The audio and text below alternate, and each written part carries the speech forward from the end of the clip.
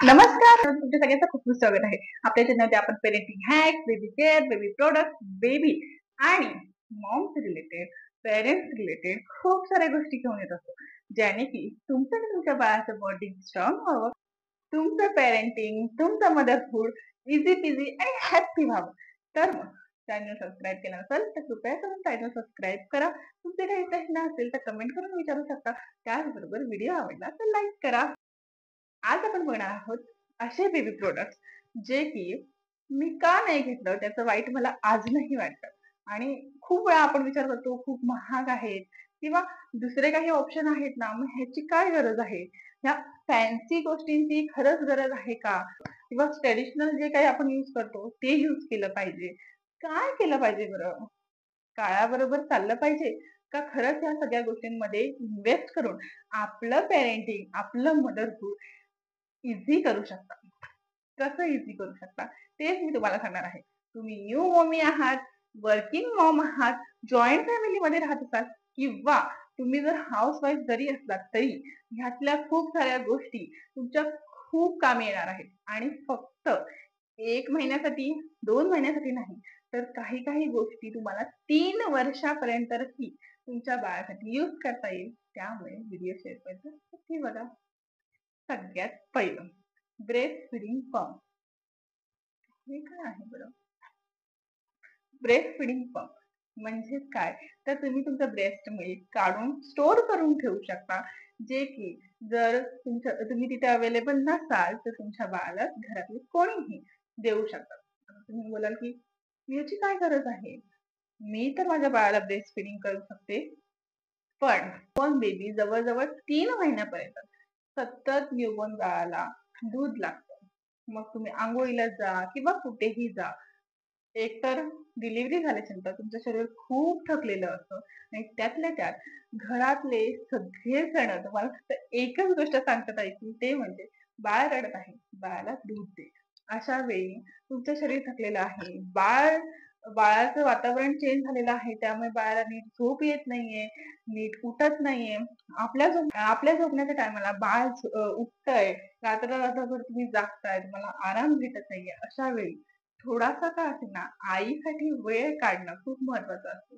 किंवा मग तुम्हाला अंघोळीला जायचं आहे किंवा अजून कोणत्या गोष्टी करायच्या आहेत, तर तुम्ही ब्रेस्ट पंप जे आहे त्याने तुम्ही तुमचं ब्रेस्ट मिल्क स्टोअर करून ठेवू शकता, जेणे की तुम्ही तुमची कामं, थोडासा आराम तुम्हाला मिळू शकेल आणि तुमची कामं तुम्ही निवांतपणे करू शकता.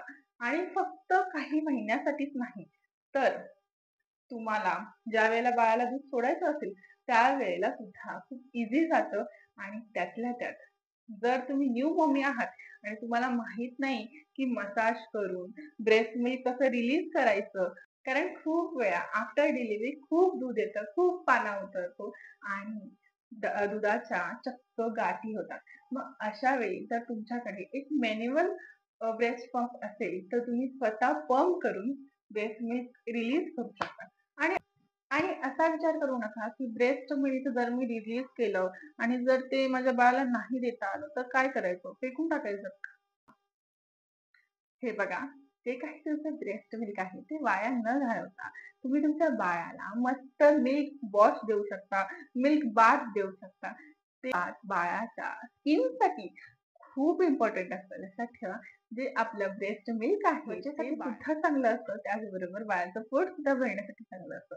त्यामुळे ब्रेस्ट मिल्क जे आहे ते अजिबात तुमचं वाया जाणार नाही. तुम्ही जर तुमच्याकडे जास्त ब्रेस्ट मिल्क असेल, म्हणजे जास्त ब्रेस्ट मिल्क स्टोअर करून ठेवलं असेल, तर तुम्ही तुमच्या बाळाला मस्तपैकी त्याने अंघोळ घालू शकता. त्याची स्किन सुद्धा खूप छान होईल. बद्दल जर तुम्हाला अजून माहिती हवी असेल तर आपल्या चॅनलवरती व्हिडिओ आहे.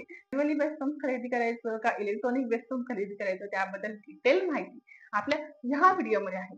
तुम्ही एकदा जाऊन चेक करू शकता. डिस्क्रिप्शन मध्ये मी लिंक देते. Best breeding scarf. की स्कार्फची काय गरज आहे? ते तर इतक्या महाग भेटतात. आमच्याकडे ओढणी आहे, आम्ही ओढणी यूज करू शकतो. तर लक्षात ठेवा, आपली जी ओढणी असते आपली जी ओढणी आहे ती अतिशय पारदर्शक असते बघा, अतिशय पारदर्शक असते.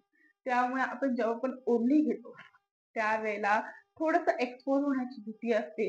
त्याचबरोबर न्यूबॉर्न बाळाला खूप लोक बघायला अनकम्फर्टेबल वाटतं, त्यावेळेला तुम्ही हे स्कार्फ यूज करू शकता. जे फिडिंग स्कार्फ असतात ते अजिबात पारदर्शक नसतात आणि त्याचबरोबर तुम्ही जर फिडिंग स्कार्फमध्ये ठेवून दूध पाजायची सवय लावलात तर पुढे जाऊन सुद्धा तुमचं बाळ तसंच दूध पितं. का?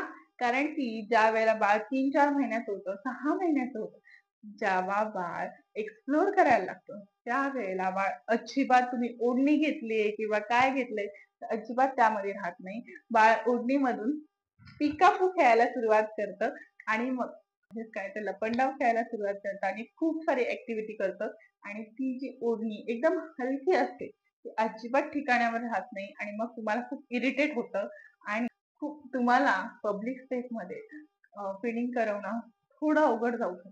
मग अशा वेळी काय करायचं तर हे जे ब्रेस्ट फिडिंग स्कार्फ भेटतात, हे जे ब्रेस्ट फिडिंग स्कार्फ भेटतात, एक स्कार्फ घेतला तरी सुद्धा तुमच्यासाठी खूप महिने चालणार आहे. कारण जवळ-जवळ 6 महिने आपल्याला आपल्या बाळाला दूध पाजायचं असतं. त्याच्यानंतर तुम्ही बॉटल फीडिंग चालू केली तर चालते. तिसरं आहे बेबी स्विंग. म्हणजेच काय तर हे झोळे भेटतात ते. खूप वेळा आपण ऐकतो की बाळाला गरम होतंय किंवा मग बाळाला झोळी बांध. झोळीमध्ये बाळ छान राहतं. झोळी बांधली, झोका बांधलाय त्यामध्ये बाळ पाळण्यापेक्षा छान राहतं. छान झोपतं. त्याला कम्फर्टेबल वाटतं. का? कारण ती झोळी असते. त्यामध्ये बाळाला जेव्हा ठेवतो त्यावेळेला बाळाला असं वाटतं की आपण अजूनही आईच्या पोटामध्येच आहोत. मग अशा वेळी पाळण्यामध्ये खूप वेळा पाळणा मोठा असतो किंवा पाळणा हलला की बाळ खूप घाबरतं आणि चक्क उठून उभं राहतं किंवा मग झोपतच नाही. असे सुद्धा खूप प्रॉब्लेम क्रिएट होतात.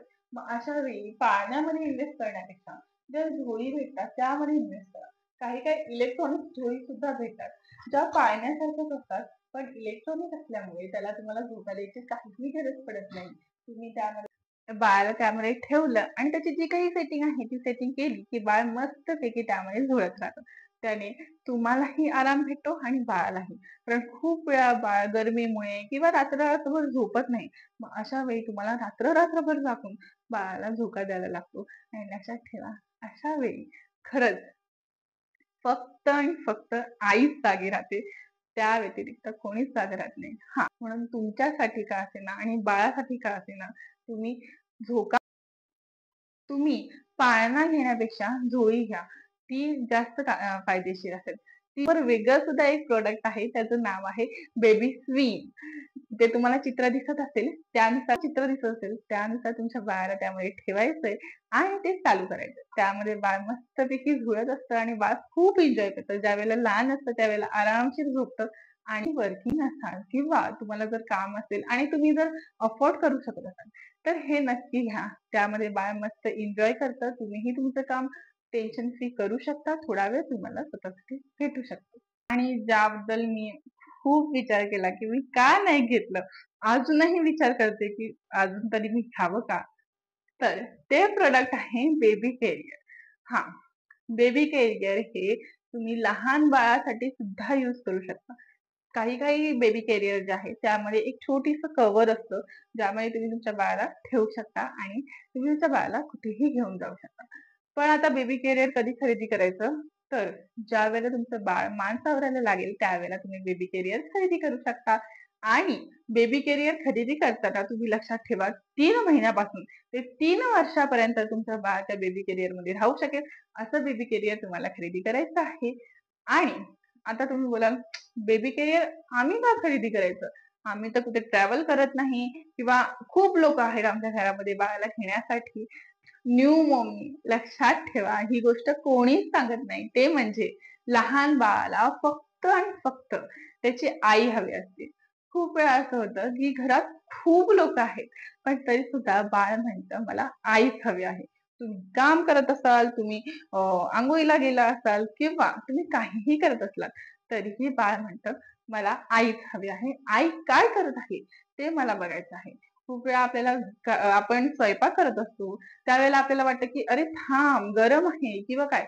मग अशा वेळी बाळाला सुद्धा आपल्याला उचलून घ्यावं लागतं आणि मग स्वयंपाक करावा लागतो. ते आपल्याकडे काहीच ऑप्शन नसतं. आपल्याला बाळाला उचलून घ्यावं लागतं आणि स्वयंपाक करावा लागतो.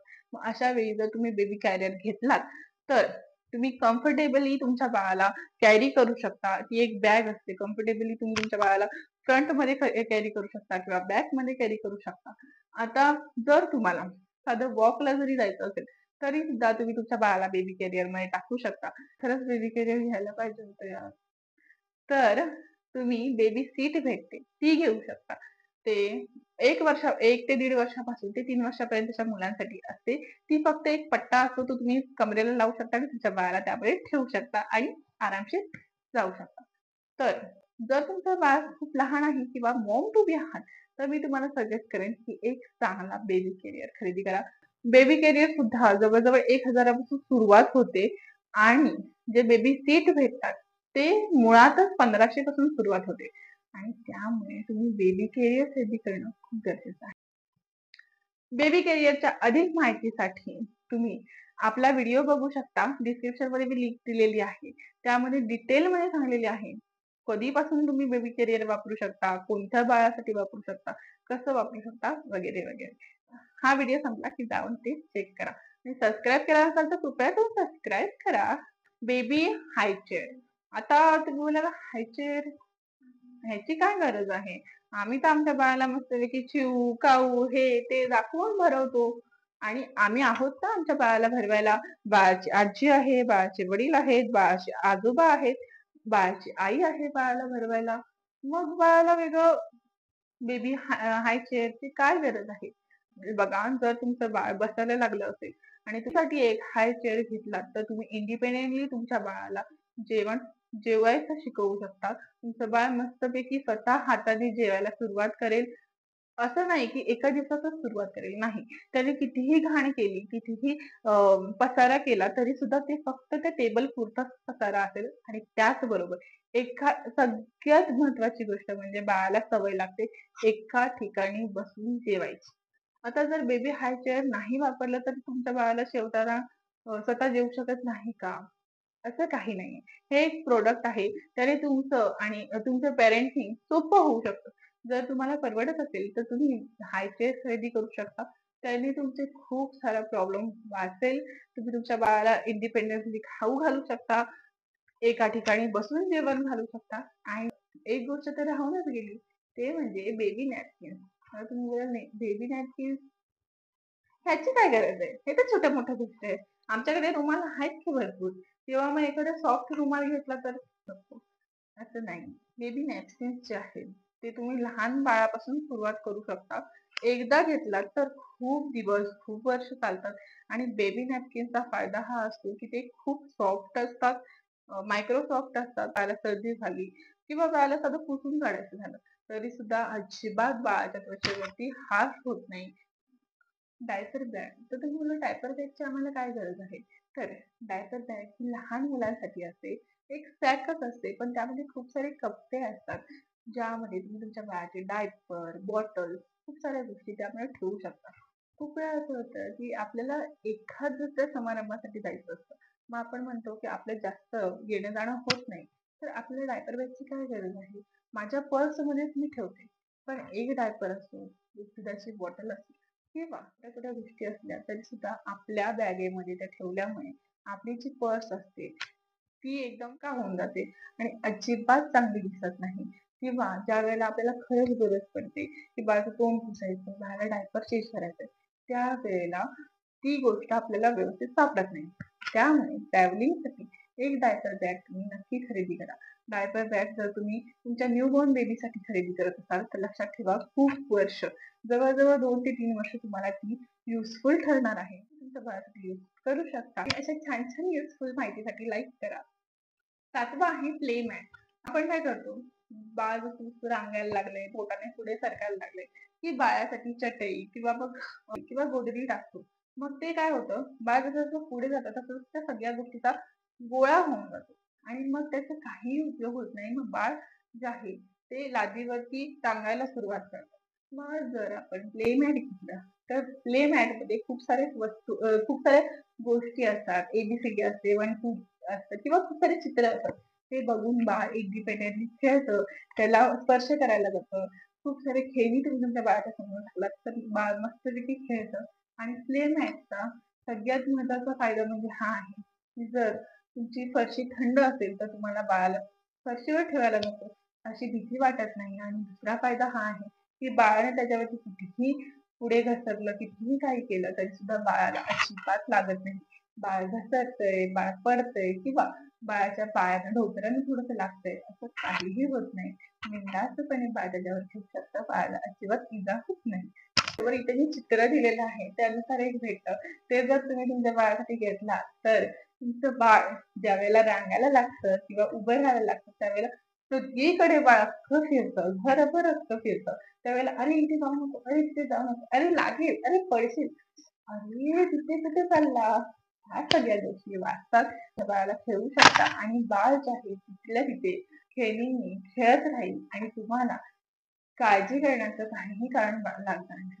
खूप वेळा असं होतंय की बाळ जेव्हा उभं राहतं किंवा रांगायला लागतं त्यावेळेला बाळ चक्क पाय टाकून इकडे तिकडे फिरतं. मग ज्या वेळेला बाळ पोटाने पुढे सरकते त्यावेळेला जर ही गोष्ट तुम्ही खरेदी केलात तर बाळ त्याच ठिकाणी खेळेल. तेवढ्याच जागेमध्ये खेळेल, जास्त लांब जाणार नाही. खूप वेळा असं होतं की बाळ पडतं किंवा मग काही गरम वस्तू असल्या तर आपल्याला भीती वाटते. तर हे प्रोडक्ट तुम्हाला युजफुल ठरेल. प्रोडक्ट आता हे काय असतं तर बेडशीट असते ज्यावरती कितीही पाणी सांडलं कितीही काही सांडलं तरीही त्याने बेड ओला होत नाही किंवा गादी ओली होत नाही. जर तुमच्याकडे बेड असेल तर तुम्ही ते घेऊ शकता. जर बेड नसेल तर तुम्ही म्हणाल आता मला काय गरज आहे आणि बेबी शीट्स तर ड्राय शीट्स तर भेटतात कुठे तर ड्राय शीट्स तुम्ही घेताय ती चांगली गोष्ट आहे. पण जर तुम्ही एक डबल बेड प्रोटेक्टर सुद्धा घेतला तर ज्या वेळेला तुमच्या बाळाला डायपर फ्री करता किंवा कधी कधी डायपर लीक होतं मग अशा वेळेला हा तुमचं बेड किंवा तुमचं अंथरूण घाण होणार नाही किंवा ओढला तरी देखील ते घेऊ शकता आणि तुमच्या अंथरुणावर टाकू शकता. घेतला तरी सुद्धा तुम्ही ती गोष्ट घेऊ शकता आणि तुमच्या अंथरुणावरती तुम्ही टाकू शकता जेणे की तुमच्या वेळेला बाळाला डायपर फ्री कराल त्यावेळेला तुम्हाला अजिबात काळजी वाटणार नाही. तुम्ही निवांतपणे तुमच्या बाळाला डायपरची टाइम देऊ शकता, डायपर फ्री करू शकता. गाडी घ्यायची बरोबर तर अशी गाडी तुम्ही घेऊ शकता. आता ह्याने काय होतं बाळाचे जे पाय आहेत ते जमिनीला लागतात आणि त्यामुळे बाळ स्वतःहून गाडी पुढे ढकलू शकतं. जी थ्री व्हीलर आहे ती जर तुम्ही तुमच्या बाळाला बागेत घेऊन जाणार असाल किंवा तुम्हाला प्रॅम्प घ्यायचं नाहीये तर तुम्ही थ्री व्हीलर गाडी तुम्ही घेऊ शकता. तुमच्या बाळाबरोबर वॉकिंगला जाऊ शकता. पण लक्षात ठेवा जी सायकल आहे थ्री व्हीलर आपण विचार करतो की मोठे झाल्याच्या नंतर बाळाला सायकल घेण्यापेक्षा आतापासूनच घेऊन ठेवू. अजिबात घेऊ नका. जर तुमचं बाळ 1 वर्षाचं आहे तर तुम्ही अशी वाली गाडी घ्या. कारण ती खूप खूप खूप युजफुल ठरते. बाळ 3-4 वर्षापर्यंत त्या गाडीशी खेळतं आणि आरामशीर स्वतःहून इंडिपेंडेंटली खेळू शकतं. तुम्हाला खूप सारा वेळ वाचेल. बाळ खूप एन्जॉय करेल. त्यासाठी आजचा व्हिडिओ एवढाच होता. पुढच्या व्हिडिओमध्ये आपण दाखवणार आहोत की टॉयज आहेत ते चक्क 150-200 पासून सुरुवात होते आणि तुमच्या बाळासाठी एज्युकेशनल टॉयज सुद्धा इतक्या कमी प्राइस मध्ये कुठे भेटत आहेत. काय काय आहेत त्या प्रोडक्ट मध्ये कोणते कोणते टॉयज भेटत आहेत त्या सगळ्याबद्दल माहिती मी घेऊन लवकरच येणार आहे. तुम्हाला टॉयज खरेदी करायचे आहेत का तर मला कमेंट करून सांगा. त्याचबरोबर व्हिडिओ आवडला असेल तर लाईक करा, शेअर करा. Happy parenting.